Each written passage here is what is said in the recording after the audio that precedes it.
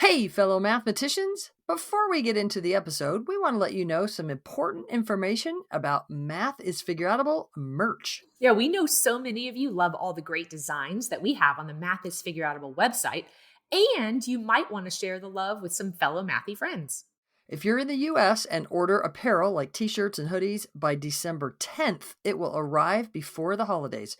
If you're out of the States, you'll want to order sooner than that to make sure you get your merch. Make sure you are holiday ready and get your order placed by December 10th. Now, on to the show. Hey, fellow mathers! Welcome to the podcast where math is figureoutable.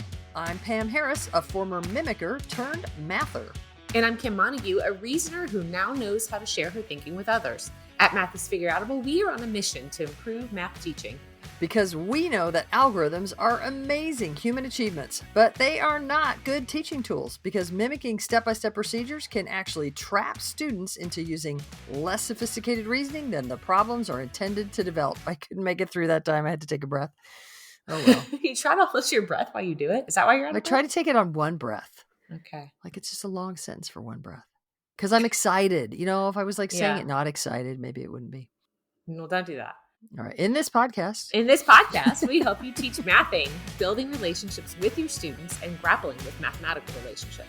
And we invite you to join us to make math more figure-outable. Dum-dum. Hey, Kim. Hey.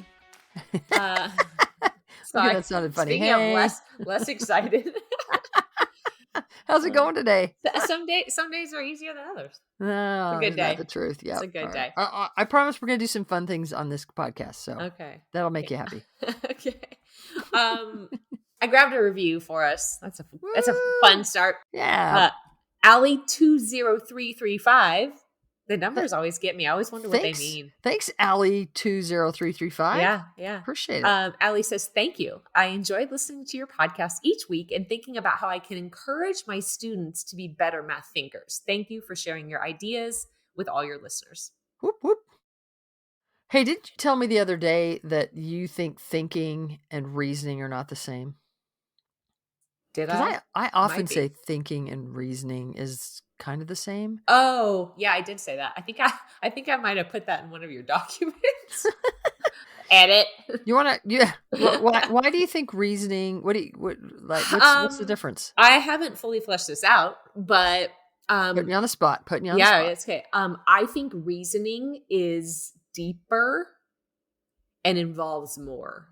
Like if you're reasoning about something, I think it's like a higher. More complicated level. It's more complicated, complex. Yeah. Like you thought a lot about math in high school, but you weren't reasoning. Huh? I don't know if I thought a lot about math. I thought a lot during math. Okay. You know, like if you were to have said to me, "What are you thinking about?" I would never have said math. But I would definitely say I was thinking while I was doing math, but it was always about someone else's thinking. I think reasoning to me just means that you're like making sense of it in a way that thinking doesn't necessarily mean that. That doesn't have to. Yeah. Huh. Okay. Well, anyway, Allie 20335, thanks for listening, and thanks for giving us a review. Y'all, we've said it before, but I'll say it again. If you give us a review, it helps more people find the podcast, and you would not believe the number of people I meet at conferences and. Kim, we were at NCTM that are like, oh my gosh, we love your podcast. And it's kind of the gateway drug, right? It is can I say that? It's the way to get in. And so the further we can share the podcast and get it out to more people, then the further we can spread the message. And just, it's a good thing. So we appreciate it. Give us a rating, give us a review. Whoop. Okay. The last few weeks, we have been doing a sequence of tasks to build exponentiation, to build the sense of exponents and what it means to grow exponentially or to use exponents. Let's do another one today. Okay. So first problem, Kim, of today's problem string is, what is 16 divided by 8? Now, tricky because as I write that, I'm actually writing 16/8. So I'm writing the vertical fraction 16/8. which is going to kind of throw some kids. Like I might even write that first, 16 eighths, and then say 16 divided by 8. Because 16 divided by 8 is almost too easy. But then I'm not going to like stay here too long. So 16 divided by 8 is 2. 2. And I know you know that, but I'm going to go ahead and do a little bit of work to kind of, what's a good word? Substantiate that just a little bit. I might say something to my students like, hey, we've been doing a lot of exponent stuff lately that has everything to do with multiplication. And so if I was going to write this as a bunch of multiplications, might you write that as like 16? If I were to write that as a bunch of multiplications, what that would be what? 2 times? Go 2 Kim. times 2 times 2 times 2. Because that's like 2. That's like 8 times 2. Yeah, 2 times. Yeah. So 4 2s multiplied together. And then if I was to write the 8, then I would elicit from kids 2 times 2 times 2. So now I have a bunch of 2s in the numerator and a bunch of 2s in the denominator. And then I could even say, so it's almost kind of like we could say that I've got 2, and I'm going to take one of the 2s from the numerator divided by one of the 2s from the denominator. So I have 2 divided by 2 times 2 divided by 2 times 2 divided by 2. Now I've got one more 2 in the numerator left over. So I'm just going to write times 2 kind of hanging out to the side. And that's kind of like a bunch of 1s times 2, which is sort of 2. And I may even write that 2 raised to the 1. The last thing that I might do here is say, so I know we wrote the 16 as 2 times 2 times 2 times 2. How can we write that with exponents? Go Say ahead, that again? 2 to the 2 4th. times 2 to the 4th. And then how do I write 8, 2 times 2 times 2 as exponents? 2 to the 3rd. So now I have on my paper or my board, 2 to the 1st equals 2 to the 4th divided by over the fraction bar 2 cubed. Just let that sit there. There it is. Bam. Next problem. How about 64 divided by 8? But again, I'm writing it as a fraction. 64 fraction bar 8, vertical fraction. Okay. So Kim, 64 divided by 8 is? 8. 8. If we were to kind of pull that apart a little bit, what are some ways that we could pull that apart? And y'all, I'm going to do this super fast because I'm not trying to bore kids. I just want to have something that we can kind of lean back on the board. So 64, now we have some sort of options about how we could write this. I am going to encourage, you know what? I'm actually not. Nope, I'm just going to leave that as 64 divided by 8. Yeah. Third problem. How about 2 times 2 times 2 times 2 times 2 times 2? So just because some people are listening as they're driving, that was 1, 2, 3, 4, 5, 6 2s, all divided by fraction bar 2 times 2 times 2. And what do you get? 8. How do you know? Because I have 6 2s in the numerator multiplied together. And 3 2s in the denominator. So if I think about it like pairing up what you just said, pairing up 2 divided by 2, I can do that 3 times. So that's 3 1s, and I'm left with 2 times 2 times 2 in the numerator. Okay, cool. So it's almost like, and I'm going to write down kind of what you said, but I'm going to say what you said and then tell you what I write down. It's almost like you said that you had 6 2s in the numerator, and I'm going to write down 2 raised to the 6th. And you had 3 2s in the denominator. I'm going to write down 2 cubed. And you're telling me that that's equal to 8, which is also 2 cubed. So I've now written down all those 2s divided by the 6 2s multiplied together, divided by the 2. Oh my gosh. The 6 2s multiplied together divided by the 3 2s multiplied together equals 8. Equals 2 to the 6th divided by 2 cubed equals 2 cubed. And it's kind of because you said that 3 of those 2s were going to divide out. And when they divided out to 1, 2 divided by 2 is 1, then you were left with 3 of those 2s multiplied together, which is 2 cubed. Yeah? Okay. And I particularly like how you, in the first problem, when you said it was divided out, then you called that a 1. Because I think a lot of people who try to make sense of these, just cross them all out and just say they like cancel each other. Yeah. That wonderful word cancel. In my upcoming book, Developing Mathematical Reasoning, Avoiding the Trap of Algorithms, I write a bit about the word cancel. Mhm. and how many different meanings cancel can have, many of them which aren't actually mathematical. Mhm. And yeah, so it can be super helpful to like what is actually happening. And thanks, we're actually dividing a number divided by itself is 1. Since we're all this is multiplication, multiplying by 1. Yeah, cool. So the last thing in this problem is that you said that this was equivalent to 8. We also had the problem before equivalent to 8. And usually at some point, somebody's going to say, hey, that's also equivalent to the 2 times 2 times 2 times 2 times 2 times 2. Those 6 2's multiplied together. That's 64. And so I just wrote down equals 64 divided by 2 times 2 times 2, which is also 8. So that 64 divided by 8 is 8. Sure enough, played out when we wrote all the 2's out, multiplied together, and we divided them out. We could think about lots of different relationships that are happening. Cool. All right, next problem. How about 5 to the 5th divided by 5 cubed? What are you thinking about? I'm thinking about in the numerator, there are 5 5s multiplied. And in the denominator, there's 3 5s multiplied. So there's more 5s multiplied in the numerator, 2 more of them. And so 5 times 5 is 25. Cool. So I actually, as you were talking, wrote out those 5 5's multiplied together, divided by those 3 5's multiplied together. And then you said there were more 5's in the numerator. So Mhm. like if we lined up those 5's, and I might even take the time again to like 5 divided by 5 times 5 divided by 5 times 5 divided by 5. There's 3 of them. There's no more in the denominator, so we've got 5 times 5 left over, and that's what you're saying is 25. Cool. Mhm. And then can we write that 25 in exponents? Yeah, 5 squared. 5 squared. So now we have on the board 5 to the 5th divided by 5 cubed equals all the 5 5's divided by the 3 5's times each other equals 25 equals 5 squared. So Mhm. 5 to the 5th divided by 5 cubed is 5 squared. And I might at this point say, well, what kind of like makes sense of what sometimes kids will just go, well, you just subtract. Makes sense of, are you just subtracting that exponent of 5 and the exponent of 3 to get an exponent of 2? Or like, how do you make sense of that?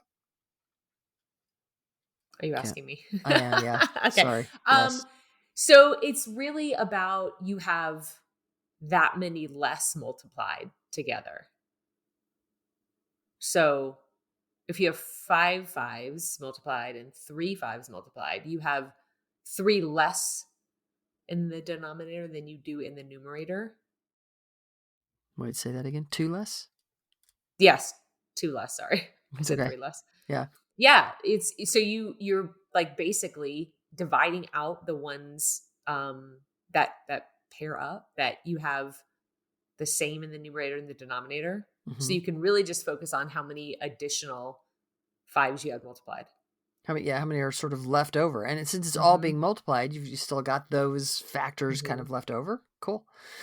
So if we did something kind of general, like 2 raised to some exponent a divided by 2 raised to some exponent b, how could we kind of think about what that means?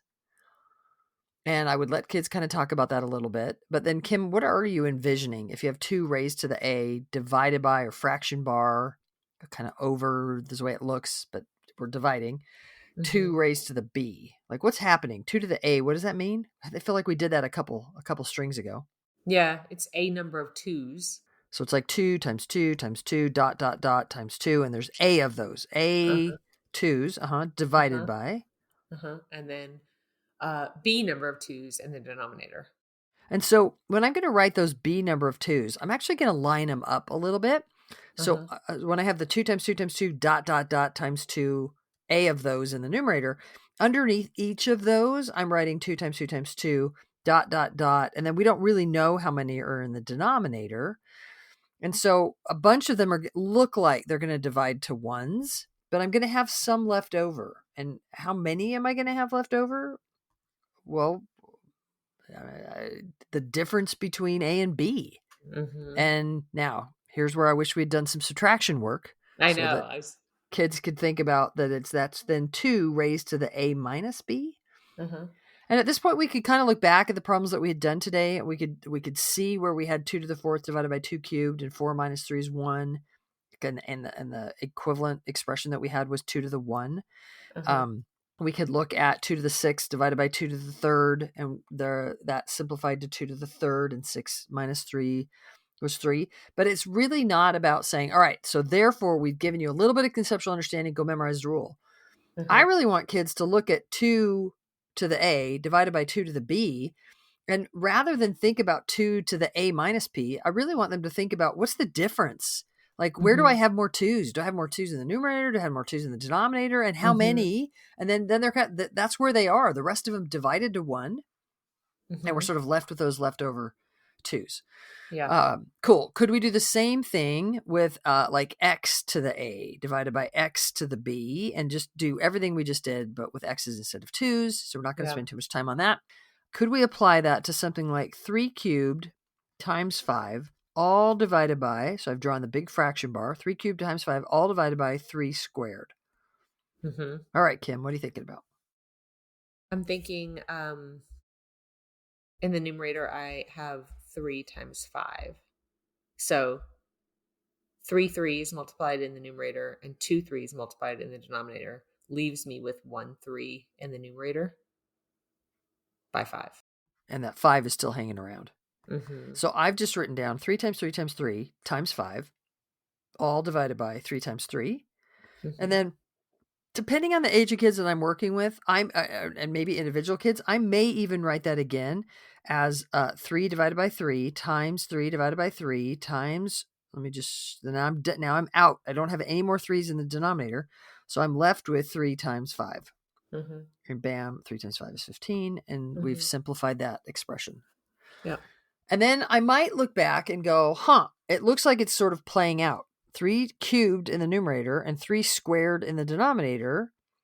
I had 3 in the numerator, 2 in the denominator. That leaves me just with 1 in the numerator. Oh, times 5. Yeah. So like 3 to, and I could write that as 3 to the first times 5, with that 3 minus 2 to be that first. That's, I wish you could see me point that 3 to the third and 3 squared, that the power of 3 minus the power of 2. Mhm. I could rewrite that 15 as 3 to the first times 5, Right. if I had to. But I really want what's happening in kids' heads to be less about subtraction and more about how many did I have in the numerator of this factor, and how many of that factor did I have in the denominator. Therefore, how many do I have left? Right. Yeah, Right. cool. All right, one more, just for grins. How about 2 cubed times 3 squared, all divided by 6? I like this one. Then I have 2 squared times 3 in the numerator because the 6 in the denominator is a 2 times 3. Okay. So then I'm left with 2 times 3 times 2 in the numerator divided by 3 times 2. Whoa, I did not follow that.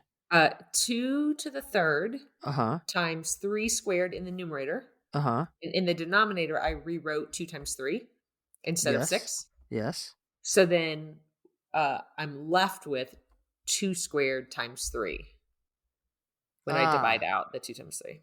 Okay, so when I wrote down the 2 cubed times 3 squared divided by 2 times 3, I think you're looking at the 2, and I'm going to actually write out 2 cubed divided by 2 times 3 squared divided by 3. And the 2 cubed divided by 2 you're saying is 2 squared, and the 3 squared divided by 3 is 3 to the first, Mhm. and so you're left with 2 squared times 3, Mhm. which is 4 times 3, which we could write as 12. Cool. Mhm. Yeah, I like it. Nice. There's lots of Nice. 2's and 3's happening in that one, so it can be really helpful to kind of write everything out and help kids kind of find which 2 and which 3. I can Yeah. imagine the listeners right now were like, I don't even know which 2 and 3 you meant. So you might Yeah, want to write that one out and have some fun with it. Yeah. I feel like that's a little bit of a tricky thing with exponents that in order to keep the amount small, you live in the land of 2's and 3's and maybe some 5's. And Mm-hmm. it's a, you could do other numbers, but then like your intuition kind of goes off rails a little bit if you're living in something to the 17th. Well, and Kim, I actually really wanted to go here next, so I'm super glad you brought that up. You might have noticed, listeners, that in the last few weeks and in this string, like Kim said, we use these smaller numbers because that intuition is going to be helpful. And for another reason, I'm actually looking as I give kids problems like 5 to the 5th divided by 5 cubed or the 16 divided by 8. I'm actually looking for kids to solve that problem using the numbers. That's Yeah. what Kim means by intuition, right? Like use the numbers and get something and then go to a more abstract, like, okay, I've dealt with the numbers. I'm super confident that with the numbers, this is what it means. Now let me think in terms of exponents. Yes. So that's a helpful thing. If we give kids 7 squared divided by, or 7 to the 5th divided by 7 squared, and we're like, is that 7 cubed? Figuring 7 to the 5th, the only way they're going to do that is probably on a calculator. I mean, that's a huge number. So then it's going to have to be this abstracted thing because they're not actually able to just reason quickly about the numbers themselves. But when I give you something like 2 to the 6th divided by 2 cubed, you can actually figure 2 to the 6th and figure 2 cubed and do that division before you just start, quote unquote, slashing and burning. And dividing common factors out. So that's super purposeful that in these problem strings, we're giving kids numbers that they can reason about. Yeah. Then we push it. So in this problem string, we did push 5 to the 5th divided by 5 cubed. I didn't actually expect you to do 5 to the 5th. That was a moment where I pushed you further to go, yeah, we're not figuring that one out. We're going to use what we've been thinking about to go from there. So it's a little bit of a push-pull and an interplay between giving problems you can figure out. Yep, sure enough. Oh, and that does follow the pattern. Now let me push you a little bit in ones that you really don't want to go figure out. And let's use the generalization here. Yeah. So, Kim, I think at the end of this problem string, we could have something like x to the a divided by x to the b. I shouldn't even say n because we did it kind of 2/3 of the way through. But x to the a divided by x to the b is equivalent to that same base, since we had the same base, x, raised to the a minus b. We could walk away with a relationship where kids are thinking about the difference. Where did I have more x's, in the numerator, the denominator? And bam, we're kind of feeling it. Yeah. Today's string only had more leftover factors in the numerator. Dun, dun, dun. Yep. Hey, everybody. Check out next week's podcast. Wonder what we might do there. Y'all, thanks for joining us on the podcast and teaching more and more real math. To find out more about the Math is Figureoutable movement, visit mathisfigureoutable.com. Let's keep spreading the word that math is figureoutable.